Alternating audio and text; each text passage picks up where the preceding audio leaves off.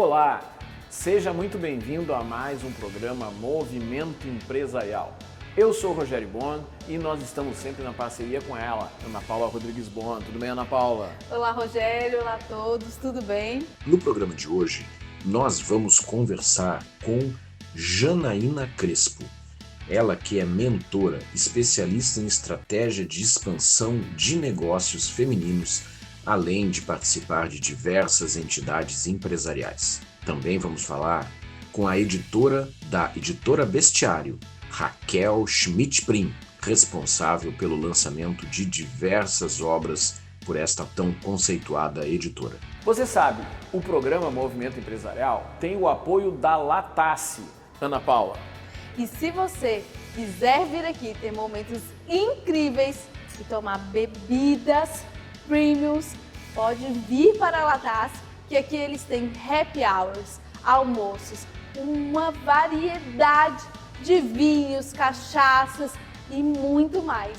Vem conhecer a Latace. Também temos o apoio da Macro Office, o seu local para eventos aqui em Porto Alegre. Da Colaborative, responsável pelas imagens e pela edição deste programa. Temos a colaboração fundamental da Priscila de Oliveira, fotógrafa de posicionamento e mentora. Também, para manter os cabelos bonitos da Ana Paula, Patrícia Guterres, do DIA Novo Estilo. E a Canadá Intercâmbio, do idioma a imigração. E no programa Movimento Empresarial, você tem as dicas de gestão empresarial com a Vera Brock, as dicas de saúde bucal com a cirurgiã dentista Aline Martins e Silva e as dicas jurídicas com o advogado Luiz Gustavo Longo.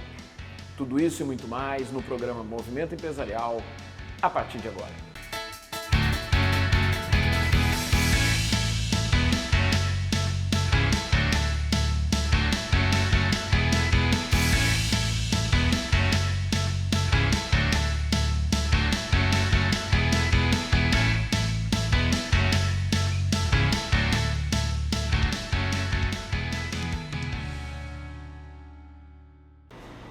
É muito difícil se fazer bons negócios, fazer uma empresa crescer e se desenvolver sozinho.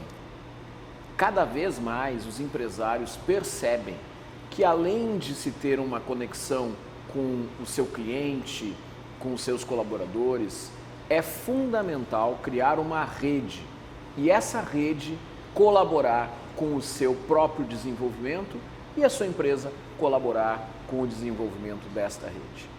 Para falar sobre negócios, sobre desenvolvimento de ambiente empresarial e sobre muitas coisas nessa área, eu tenho a felicidade de ter aqui hoje a Janaína Crespo, que é mentora de negócios, é sócia da Casa Clima Aquecedores e dirigente de várias entidades empresariais. Janaína, seja muito bem-vinda aqui ao programa.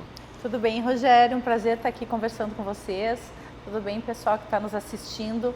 É com muito gosto que eu venho compartilhar a minha vivência, a minha experiência dentro dessa área de negócios, né? São 20 anos já como empreendedora aqui da área do varejo e também da área de serviços na cidade de Porto Alegre, região metropolitana, e já 8 anos dentro da área do associativismo, da representação de entidades de classe. Janaína, quando a gente está falando de uma empresa que cresce, que se desenvolve, necessariamente a gente tem que ter um empresário que também vai crescer e se desenvolver. Só que para isso é necessário a gente, além de se preparar como profissional, também aprender a se conectar com o mundo, né? Como é que tu criaste esse teu desenvolvimento profissional? Como é que foi essa tua trajetória empreendedora até chegar a ser sócia da tua empresa e participar de tantas entidades aí? Rogério, um pouco é da minha personalidade, né? Eu sempre fui uma pessoa muito agregadora, minha família é uma família grande, né? Eu sou a mais velha de 4 irmãos, então a gente sempre teve muito a casa cheia e a liderança sempre fez muito parte. Quem tem uma família numerosa e é o filho mais velho sabe como esse é um papel que naturalmente chega pra gente. Então, o meu início começou lá na infância, administrando mesmo a questão de uma família grande, da questão dos irmãos. Minha mãe trabalhava bastante, sou filha de funcionários públicos e sempre tive o gosto pela gestão. A gestão, a administração sempre foi uma coisa muito natural em mim. E eu aprendi muito cedo que a gente ter uma rotina organizada, a gente ter processos, né, mesmo dentro da casa da gente, sempre foi importante. Então, o caminho natural, quando eu terminei o ensino médio, foi fazer administração de empresas. Né? Muitas pessoas dizem, é um curso mais acessível, é um curso mais genérico, mas para mim não, era uma paixão mesmo. Por quê? Né? Não só pelo fato de eu gostar de gestão, mas por ter o desejo de ter a minha empresa, de empreender. Né? Ao contrário da minha família, que era de funcionários públicos, eu realmente queria ir para a iniciativa privada. Tive o prazer de trabalhar em grandes corporações. Lá eu aprendi muito com grandes mentores do dia a dia, né, que a gente vai encontrando ao longo do tempo. E sempre fui incentivada, sabe, Rogério, pela minha mãe, pelo exemplo dela, mas também pelo que ela me dizia. Minha mãe é professora, sempre cresci no meio de livros da minha mãe, da minha avó, do meu avô. E não era algo cansativo aprender, pelo contrário, a gente sempre foi lá em casa instigado a descobrir coisas novas, a usar a criatividade, a aprender, ter uma curiosidade genuína sobre alguma coisa. Então, essa mentalidade de desenvolvimento, de aprendizado constante, ela foi construída lá na minha infância e me acompanha. E quando eu decidi empreender, mesmo já formada em administração de empresas, eu sabia que ia ser um caminho diferente, que eu deveria ter novos saberes, né? Embora eu já estivesse trabalhando há muitos anos, eu comecei a trabalhar com 14 anos, então quando eu abri a minha empresa eu tinha praticamente 30 anos, tinha uma trajetória, mas ia ser um caminho totalmente novo, né? Porque a gente sabe, né, que tu empreender é um desafio diferente, né? De tu trabalhar para outras pessoas. E aí, esse é o ponto, né? À medida em que a pessoa vai conhecendo do mercado onde ela está inserida, vai conhecendo o ecossistema de negócios da cidade, do estado, a pessoa vai percebendo outras necessidades. E tu tem um lado muito forte, que é o lado de conexão com entidades empresariais, esse lado de colaborar com a própria gestão pública da cidade de Porto Alegre, do estado do Rio Grande do Sul. Então eu queria te pedir como é que foi a tua entrada nesse universo das entidades empresariais. Hoje tu participa da Associação Comercial de Porto Alegre, da Federação, do Sindlojas, quer dizer, como é que é essa colaboração que tu trazes ao estar dentro de uma entidade e o que tu recebe em troca, estando num ambiente como esse? A palavra é essa mesmo, né, Rogério? Colaboração. Eu acredito que a gente não pode ser uma ilha como empresário, nem como pessoa, a gente tem que ter conexões o tempo todo. E algumas necessidades, algumas dores, elas são, como é que eu vou dizer, são similares de várias pessoas do mesmo segmento, né? E o associativismo, essas entidades, elas representam isso, né? Várias pessoas que têm necessidades em comum, objetivos muito parecidos, que se unem em prol de uma causa ou em prol de melhorias. E é isso que me chamou a atenção. Quando eu fui, primeiramente eu fui para o Sindlojas, primeiramente eu fui para a Associação Comercial, no núcleo de mulheres lá, e a minha intenção quando cheguei lá era entender como é que era a liderança feminina, né? Como é que as mulheres se desenvolviam, como é que elas faziam o trabalho delas quando ocupavam cargos de poder, de liderança. E isso acabou se tornando uma causa para mim, né? Eu fui aprendendo, estive do lado de mulheres muito fortes lá e a gente vai construindo uma rede não só de apoio, mas uma rede de inspiração. Então, assim, a gente estar com pessoas que nos inspiram, que nos ensinam alguma coisa, é uma coisa muito rica. E isso a gente encontra nas entidades de classe também, né? Quando a gente tem grupos que se reúnem em prol de algum objetivo que é similar ao teu, que estamos tendo causas e propósitos parecidos, o crescimento ele é genuíno, né? Não tem como tu não crescer, não tem como tu não te desenvolver, né? Compartilhando conhecimento, compartilhando saberes, ouvindo. Então, assim, a gente inspira, mas também é inspirado. E as entidades de classe, elas têm um papel muito importante na sociedade, né? Porque elas dão um direcionamento, elas dão um norte, elas organizam ideias. Então, eu acho isso muito importante para o desenvolvimento social, para o desenvolvimento das empresas, para o desenvolvimento do próprio empresário, né? Porque eu digo assim, o empreendedor é aquele cara que tem uma iniciativa, que ele tem uma ideia, ele vê uma dor e ele faz, né, apresenta a solução dele. Mas daí até ele se tornar empresário, a gente sabe, né, Rogério, que tem uma caminhada. Uma caminhada. E as entidades de classe, elas ajudam nessa caminhada. E fazem um atalho, né? Isso, porque assim, já vai mostrando o caminho, né? É por aqui que a gente vai. E tem uma troca muito saudável ali, eu gosto bastante. Isso é uma coisa interessante, porque a gente que participa de entidades, muitas vezes escuta de pessoas que começam a participar, mas o que eu ganho com isso? O que a entidade X vai me dar? O que a entidade X vai modificar para mim? Quando, na verdade, a primeira coisa que acontece quando a pessoa entra numa entidade, ela se doa. Ela se coloca à disposição para colaborar.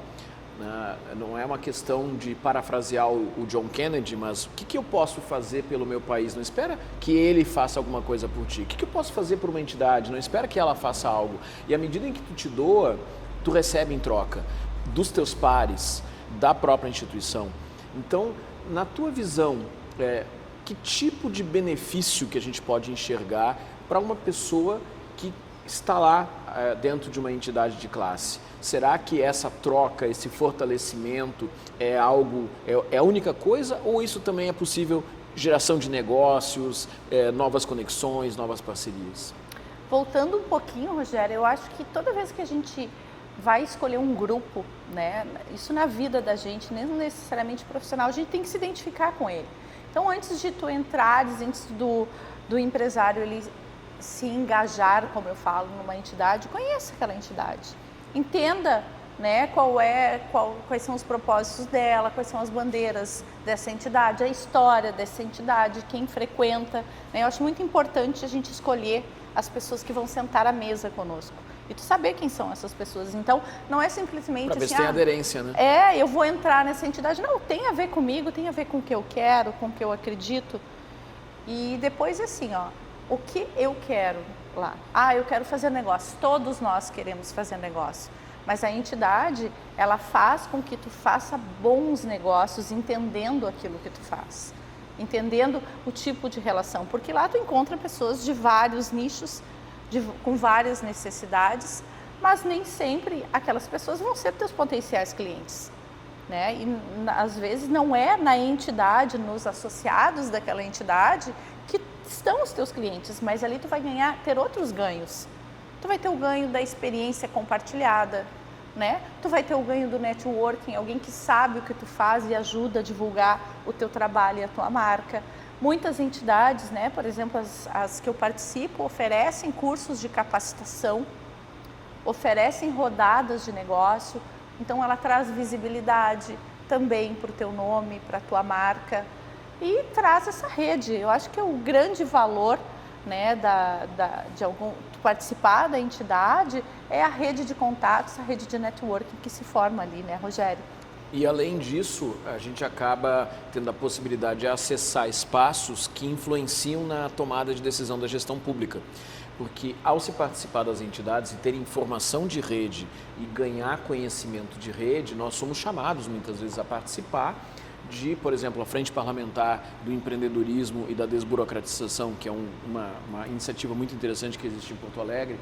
Esse tipo de participação onde a gente está lá e que leva um pouco do que acontece dentro das entidades, também é uma outra forma de se contribuir e de se ganhar, né?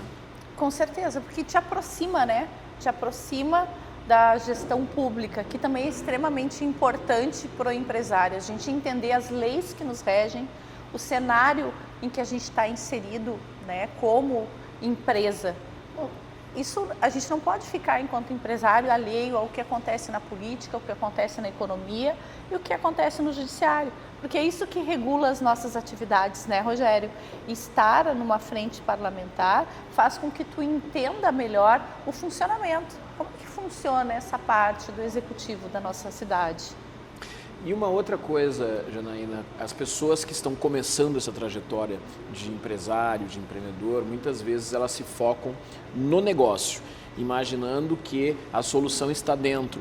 E muitas vezes na troca é que a gente acha as soluções, acha os caminhos, acha novas oportunidades, acha até mesmo novos negócios. Então isso também é uma coisa que, para todas as pessoas que estão caminhando dentro desse universo do empreendedorismo, dentro do ambiente de negócios, é algo a ser desenvolvido. Essas visões, esses ensinamentos, tu leva para as pessoas que tu trabalha nas tuas mentorias? Claro. Quando eu chego para prestar um serviço para um cliente, a primeira coisa que eu quero fazer é entender como é que é o contexto que ele está inserido, como é que é o dia a dia dele, porque às vezes o empresário ele está tão preso dentro da sala, da rotina da empresa dele, que ele esquece que tem um mundo lá fora que também impacta nos negócios dele. Muitas vezes o empresário acha que o problema dele é vender mais. E não é, o problema dele pode estar no atendimento. Se tu não atende bem, tu não vende bem. E aí não é um problema de vendas, é um problema de atendimento. Ou o problema dele está no estoque, se ele não tem uma boa gestão de estoque. Então, assim, quando a gente tem uma formação sólida dentro da área de gestão, como é o meu caso, a gente analisa uma situação por inteiro. Não só o que acontece dentro da empresa, em suas diversas áreas, mas também com o tipo de liderança que o gestor tem e que estão impactando dentro dos resultados da empresa, mas também com o contexto que existe ali fora, né? Como é que ele está interagindo com os outros agentes? Como é que está acontecendo? Será que essa empresa ela é bem vista pelos agentes externos? Será que ela é bem vista pelos empregados? Isso tudo a gente tem que analisar. E enquanto consultora, eu não posso me focar somente num aspecto que às vezes é o que o cliente está me pedindo. Ah, é isso aqui. Mas o problema muitas vezes está distorcido. Então essa vivência em entidades também nos traz esse know-how, né? De tu ter uma visão um pouco mais amplificada do que quando tu tem só a formação teórica ou quando tu está focado só no teu negócio. Janaína, a gente está chegando ao final aí do nosso tempo de entrevista, mas eu quero te pedir para tu deixar uma mensagem, dentre tantas outras que tu já deixaste, para quem está nos assistindo aqui no programa. Bom, inteligência emocional é um grande ganho que nós temos quando nós desenvolvemos a inteligência emocional, porque nós estamos num mundo de constante mudança, constantes desafios. E quando a gente tem a inteligência emocional utilizada para nos desenvolvermos, para usarmos nos nossos negócios, a gente consegue sim ter uma grande diferença no nosso resultado. Porque cada vez mais, né, Rogério, a gente tem as novidades chegando numa velocidade muito rápida. E isso nos deixa ansiosos, nos adoece. E quando nós temos um empresário doente, a gente não tem uma empresa saudável. Então vamos cuidar da nossa inteligência emocional, das nossas emoções, para ir para um segundo momento, que é a parte técnica da gestão dos nossos negócios. Primeiro a gente tem que ficar bem, para depois a gente conseguir deixar bem os nossos negócios. Obrigado, Janaína. Obrigada, Rogério, pela oportunidade. Você que está aí com a gente, fica aí, não sai não. Daqui a pouquinho tem mais Movimento Empresarial para você.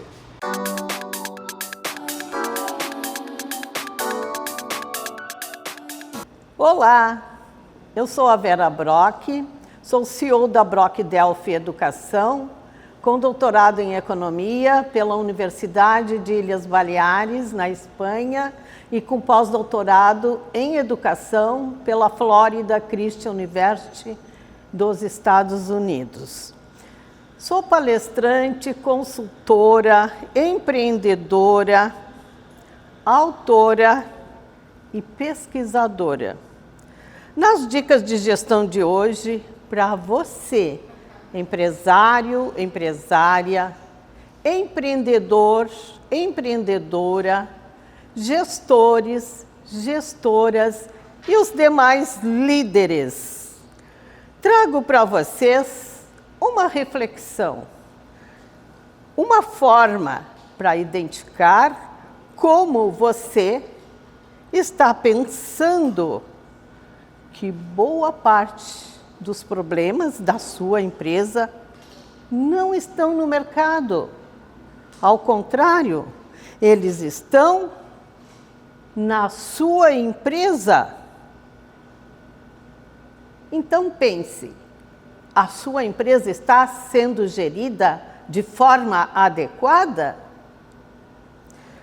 Gestão da verdade não depende do esforço isolado. Ele nasce de um sistema que funciona, mesmo sem a presença 100% do gestor, do tempo que ele utiliza para o controle dos seus colaboradores ou da sua média administração. Se isto faz sentido para você, então perceba que processos otimizados é poder do gestor.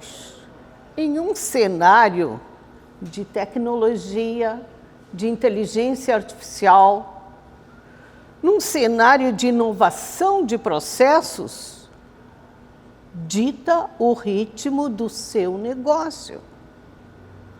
A gestão eficiente é o grande diferencial.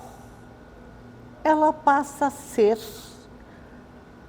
uma questão de sobrevivência. Gestores, qual o impacto que causa os processos eficientes?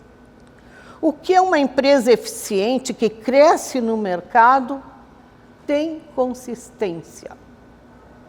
A verdade é que muitos ignoram que você pode ter uma equipe preparada, eficiente, um bom produto ou ainda uma boa liderança.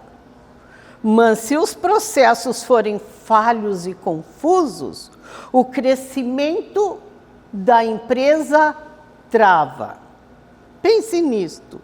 Os sinais de uma boa gestão sem processos definidos ocorrem quando as decisões atrasam, as equipes se perdem, o gestor apaga incêndio e a qualidade vira sorteio de loteria.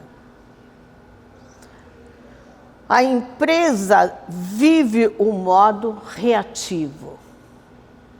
Com certeza, é o momento de refletir e buscar reconhecer o que muda com processos claros e bem estruturados. O time sabe o que é fazer bem feito, o que fazer e como fazer. Os erros diminuem, o gestor ganha tempo, o negócio escala com previsibilidade. Você já pensou hoje em como gerir a sua empresa e obter alta performance? Pense nisto e, se caiu a sua ficha, vem comigo para a próxima terça-feira no Movimento Empresarial com as dicas de gestão da Vera Brock. Até lá!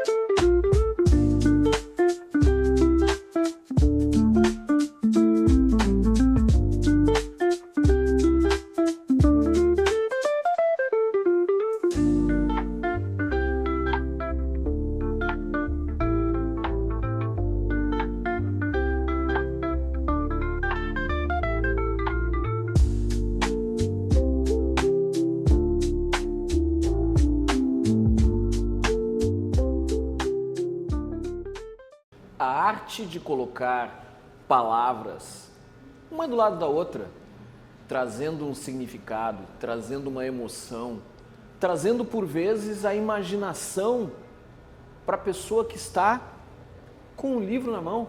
Ou quem sabe contar a história de personalidades importantes do nosso mundo. Esse é o papel de um livro. Só que para um livro chegar na nossa mão, ele precisa de várias coisas.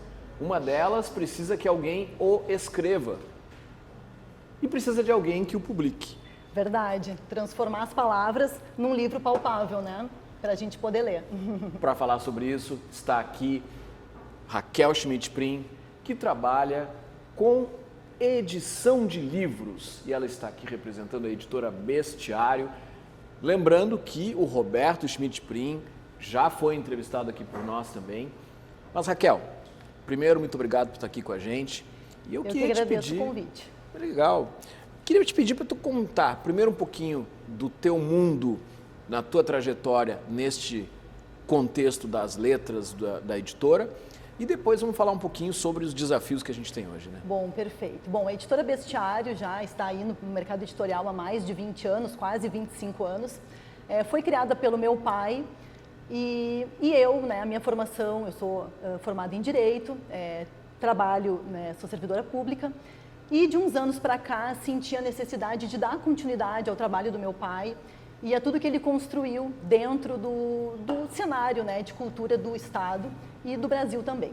Então, resolvi há uns anos seguir a segunda geração, né, então, dentro da editora Bestiário, e tem sido assim muito gratificante porque é isso que tu falasse, é a gente transformar o que os autores escrevem, né, e muitas vezes sonham, em algo palpável, né, em livros e que correm aí pelas mãos de todo mundo.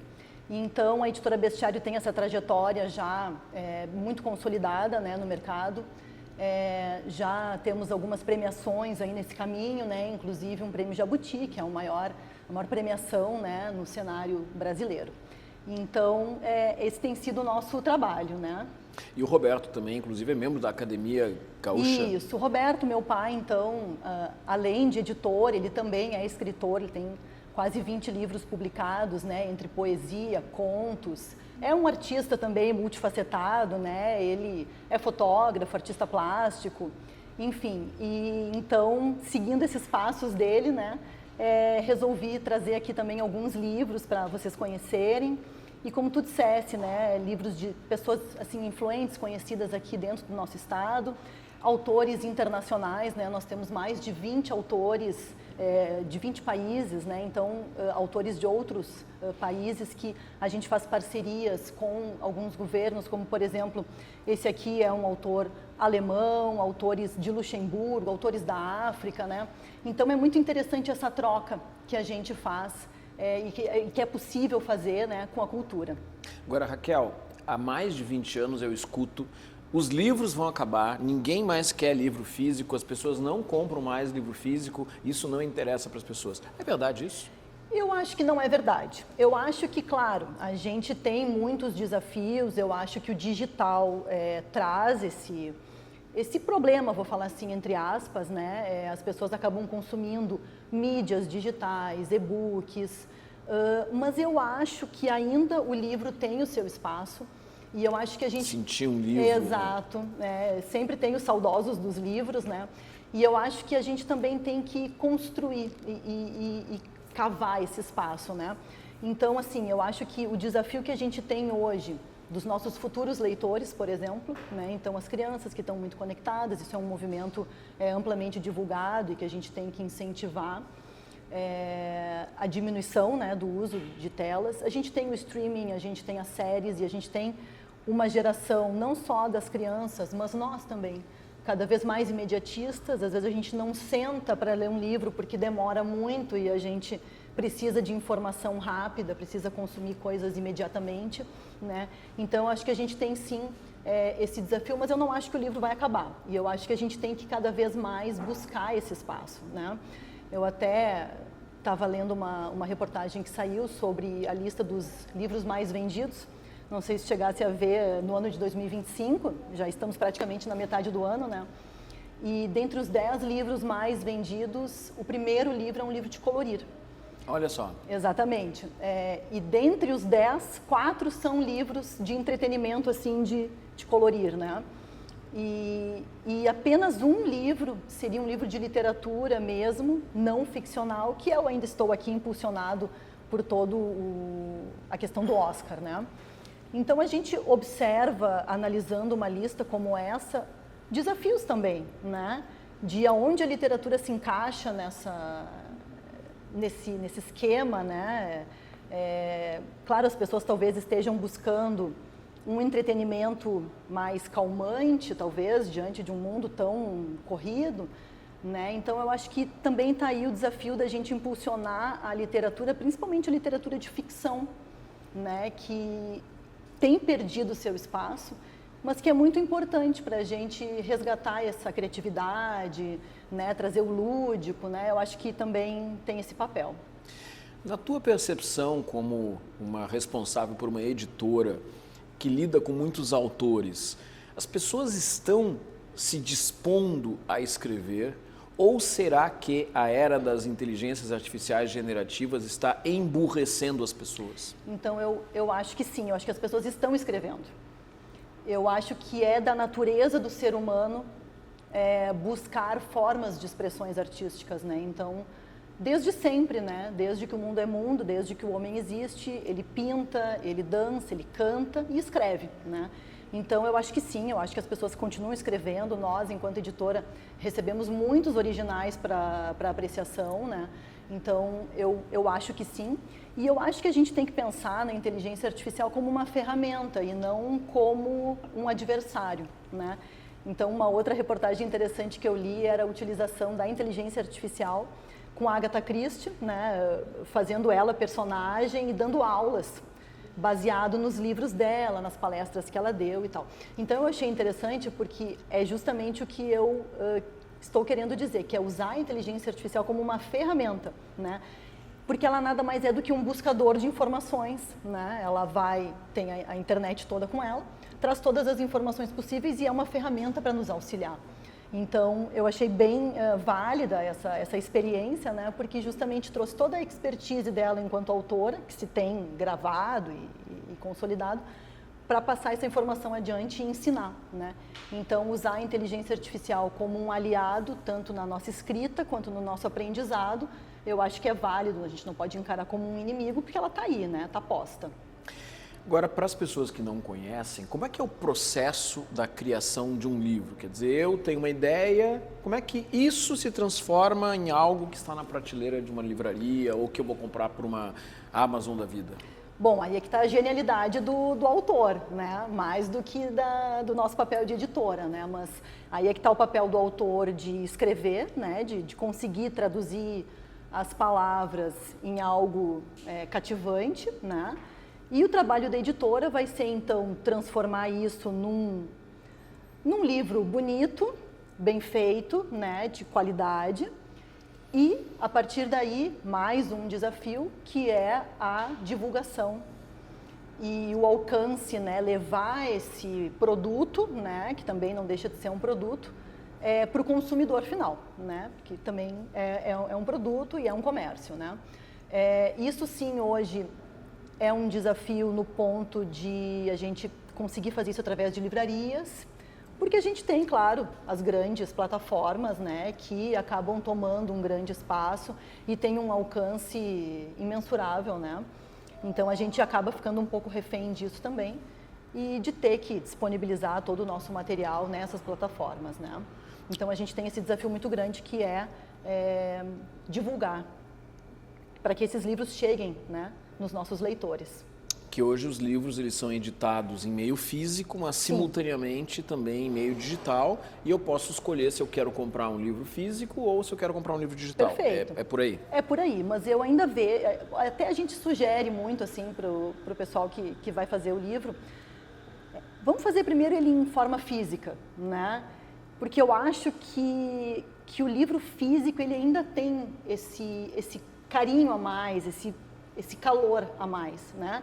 Então a gente tenta, quando é possível, fazer esse livro em meio digital, em e-book, num segundo momento, para daí poder espalhar ele mais. Claro, ele vai ter um alcance maior, ele tem um custo menor para quem adquire, né?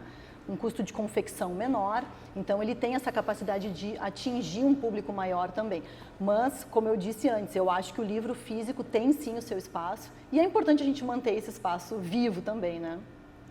E aí eu te pergunto, Raquel, o que hoje é mais difícil para uma editora? Qual é o maior dos desafios que uma editora, ou os maiores desafios que uma editora tem hoje? Bom, possivelmente o preço do livro, né? Porque é um produto caro, né? Relativamente caro. E a gente sabe que hoje em dia tudo está muito caro, as pessoas têm essa dificuldade, às vezes, de adquirir um produto. Então, falando em termos de valor, né? Talvez esse seja um grande desafio. O outro desafio, como nós mencionamos anteriormente, é a competição que a gente acaba tendo com as telas, com os filmes, com celulares, né, com o YouTube, com tudo que rola na nossa mão de forma muito rápida e imediata e a gente acaba não dispondo daquele tempo para sentar, para ler e para imaginar as histórias que os livros nos trazem. Tu enxerga um futuro onde os livros vão permanecer sendo protagonistas de educação, onde vai se chegar a um equilíbrio melhor entre essas plataformas? Ou será que, de fato, a leitura vai devagarinho definhando? Olha, eu acho que a gente tem que ter uma visão otimista. Eu acho que a leitura não vai perder o seu espaço, embora a gente vá, sim, dividir esse espaço com as mídias, né? Eu vejo pelas escolas hoje que, ao mesmo tempo em que elas estimulam muito a leitura, fazem aquisições obrigatórias ao longo do ano, mas também as crianças acabam tendo que estudar através de mídias, né? Através de celular, através de tablets. Então, eu acho que a gente vai acabar dividindo, já estamos e vamos continuar dividindo esse espaço, mas eu não acho que a leitura vá morrer ou, né, deixar de existir, embora sim, a gente tenha perdido muitos leitores anualmente no Brasil, né, os estudos dizem isso, as pesquisas dizem isso, mas eu acho que se a gente fizer esse trabalho, né, de tentar ganhar esse espaço da literatura, eu acho que é interessante, é importante.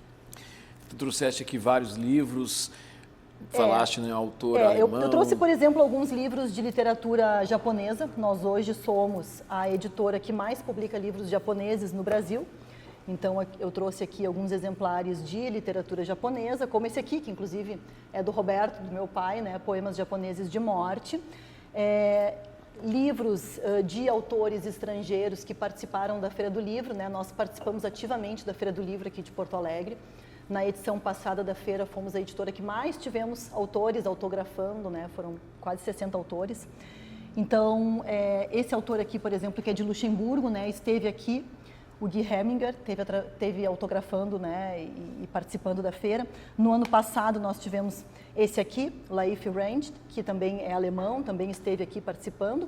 E eu não posso deixar de citar dois grandes poetas brasileiros, né, o Armindo Trevisan e o Carlos Nejar, que são autores que publicam conosco já há muito tempo, né, e são os grandes nomes aí da poesia no Brasil, né. E a editora Bestiário, ela possui vários selos, né? Então, isso é uma coisa interessante também, porque a gente tem, por exemplo, um selo destinado à literatura infantil, um selo destinado à poesia, selo destinado a livros mais de empreendedorismo. Então, a gente consegue ter uma ramificação e uma gama bem grande de tipos diferentes de literatura, né? Que também atinge um público bem variado, né? Então, eu trouxe esses exemplares para mostrar. A gente está chegando no final do nosso tempo de entrevista, mas eu vou te pedir para tu deixar uma mensagem para as pessoas que estão nos assistindo.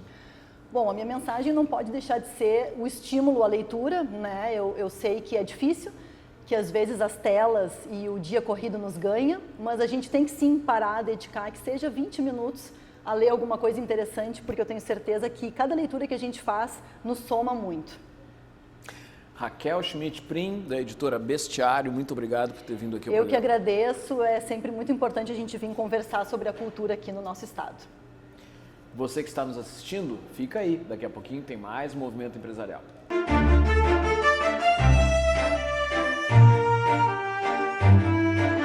Olá, eu sou a doutora Aline Martins de Silva, cirurgia dentista, sou proprietária do Estúdio Facial Odonto, que fica localizado na rua Doutor Armando Barbedo, número 322, sala 406, no bairro Tristeza, na zona sul de Porto Alegre. Hoje eu vim compartilhar contigo uma situação que aconteceu aqui no consultório, um casal que eu atendo, e eles estavam disputando entre eles, né, quem tinha menos tártaro. E esse é um assunto bem interessante, porque a esposa, ela formava menos tártaro e o marido sempre tinha uma formação de tártaro maior. E aí eles queriam entender o porquê que acontecia isso. E aí eu expliquei para ele, vou compartilhar contigo que a quantidade de tártaro formada, ela está específica para cada pessoa. A maneira que a pessoa mantém os dentes higienizados, se ela passa o fio dental, se ela escova a quantidade de vezes. Mas existe também um detalhe que é a própria característica do corpo dessa pessoa, o tipo de alimentação que ela tem. Vale lembrar que o tártaro, ele sempre vai formar, às vezes em maior quantidade ou em menor quantidade. A gente sempre tem que prestar atenção se a pessoa fez uma remoção do tártaro, fez o polimento dos dentes e em seguida já formou tártaro. Então a gente tem que ver o que está acontecendo. Se é uma dificuldade para higienizar, uma dificuldade para passar o fio, a gente precisa adaptar essa higienização e a gente precisa ver também como é que está a saúde geral do paciente, como é que está a alimentação dele. Então vale ressaltar que a boca, a saúde da boca, ela está conectada com toda a saúde do organismo. Então, não se sinta culpado pelo fato de o teu organismo estar formando uma quantidade grande de tártaro, mesmo tu fazendo a higienização. O que eu te oriento é tu vir aqui no consultório para a gente poder avaliar e ver o que está acontecendo. Tá bom? Um forte abraço, eu fico por aqui até semana que vem para mais um Dica de Saúde Bucal para o Movimento Empresarial.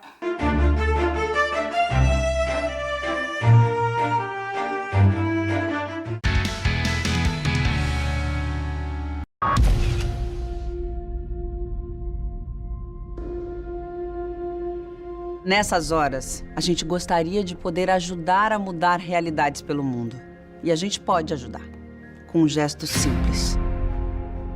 Muito simples.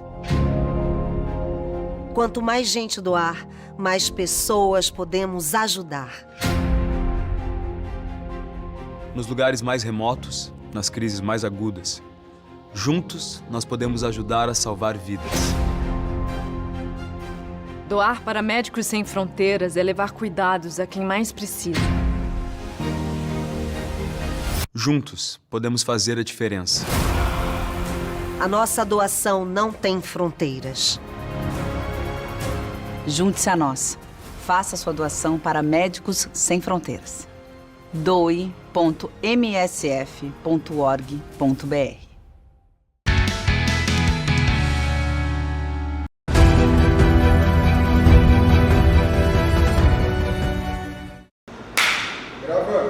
Olá, meu nome é Luiz Gustavo Longo e hoje eu quero conversar um pouco com você sobre as etapas da consultoria trabalhista.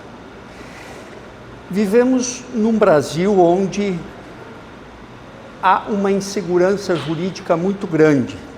Por isso as empresas devem se cercar de bons consultores trabalhistas. E para isso hoje eu quero conversar com você sobre as etapas de uma consultoria trabalhista. Primeira coisa que se deve ter numa consultoria trabalhista é o planejamento. Esta é a primeira etapa. O que vai se ater no planejamento? O advogado vai conhecer toda a documentação da empresa, como é o seu sistema de RH, como estão os contratos desta empresa, enfim, vai conhecer enfim, toda a empresa a fundo. Isso é uma pequena parte chamada diagnóstico. Uma segunda etapa da consultoria trabalhista é o planejamento. O que vai ser o planejamento? Vai ser traçado um plano de ação mediante o quê? Como o advogado estudou pacientemente, fez um diagnóstico dos problemas da empresa, ele vai fazer o quê? Um plano de ação, onde esse plano de ação vai contemplar todas as necessidades da empresa. O que esse plano de ação contempla? Uma definição de uma estratégia que o advogado fará para que a empresa não tenha problema com processos trabalhistas. Ele vai traçar uma estratégia para, estudando os documentos da empresa, ele vai traçar uma estratégia para que a empresa não sofra processos trabalhistas. Esse é o segundo passo. Quer dizer, já vimos o diagnóstico, já vimos o planejamento e agora vamos partir para a terceira etapa da consultoria trabalhista, que é chamada de implementação. O que é essa implementação? O advogado vai implementar o plano de ação estratégico. Esse plano de ação estratégico é a execução das ações planejadas com a aplicação de mudanças e medidas propostas. Quer dizer, o advogado vai sentar com o dono da empresa, vai explicar para o dono que existe um plano de ação e esse plano de ação tem que ser colocado em prática. Quarta etapa da consultoria trabalhista é chamado de acompanhamento. O que esse acompanhamento faz? Faz um monitoramento dos resultados do plano de ação que já foi implementado. Então, para vocês entenderem, o advogado ele acompanha todo esse processo e depois, no final, através de uma quinta etapa da consultoria trabalhista, chamada de avaliação, ele vai fazer o quê? Ele vai fazer um relatório geral de todas as ações que foram implementadas nessa empresa. Então, recapitulando para vocês, e é muito importante que vocês saibam, se vocês definirem por contratar uma consultoria trabalhista, que existem 5 etapas de consultoria trabalhista. Essas 5 etapas começam com o diagnóstico, depois vem o planejamento, vem a implementação, vem o acompanhamento e vem, por último, a avaliação final, onde se faz todo um relatório de resultado dessa consultoria trabalhista. Importante saber que um processo trabalhista custa muito caro, é custoso, tem custas processuais, tem honorários, enfim, tem muita coisa. A empresa que investe em consultoria trabalhista preventiva, ela vai estar investindo no próprio patrimônio dela, porque às vezes um processo trabalhista que a empresa sofrerá pode terminar com essa empresa, pode terminar com o caixa dessa empresa. A gente sabe que muitas empresas quebram tendo em vista esse problema sério de processos trabalhistas. Então, pessoal, muito cuidado com isso. Muito obrigado por ter conversado comigo sobre isso e até uma próxima oportunidade.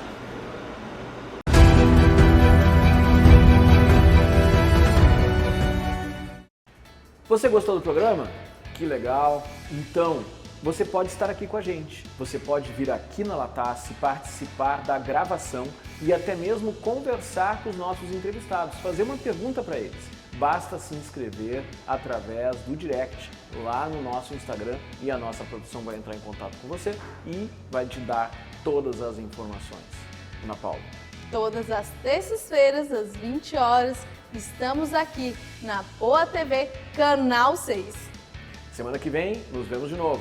Até lá. Tchau, tchau. Tchau, tchau.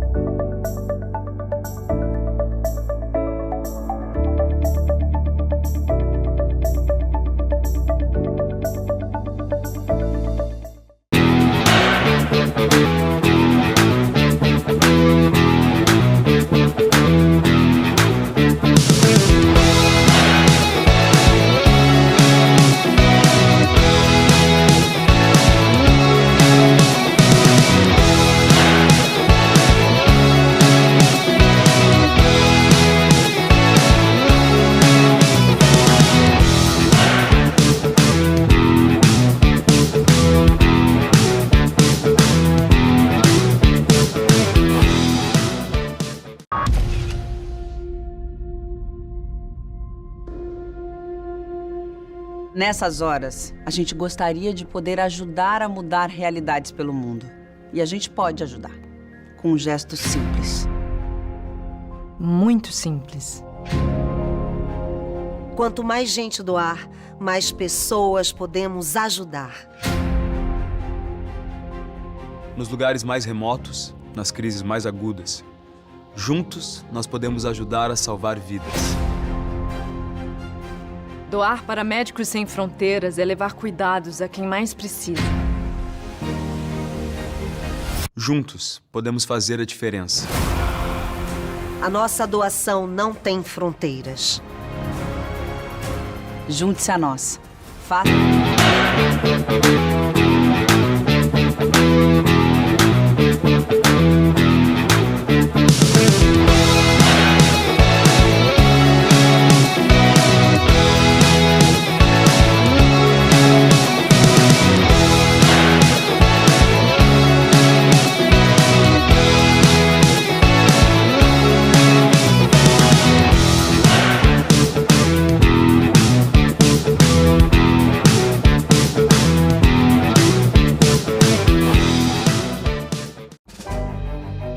Você não percebe, mas já é um doador.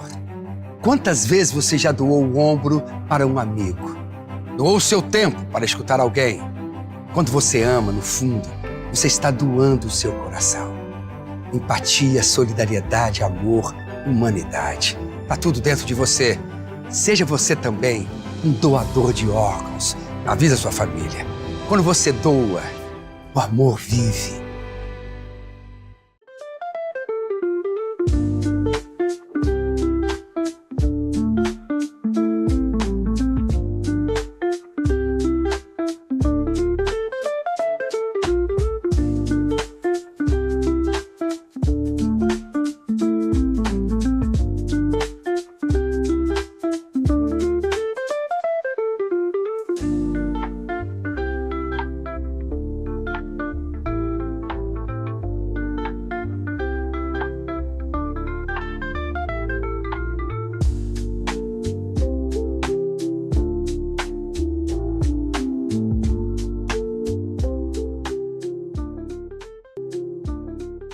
Percebe, mas já é um doador.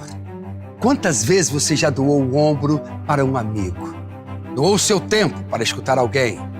Quando você ama, no fundo, você está doando o seu coração. Empatia, solidariedade, amor, humanidade. Tá tudo dentro de você. Seja você também um doador de órgãos. Avisa sua família. Quando você doa, o amor vive.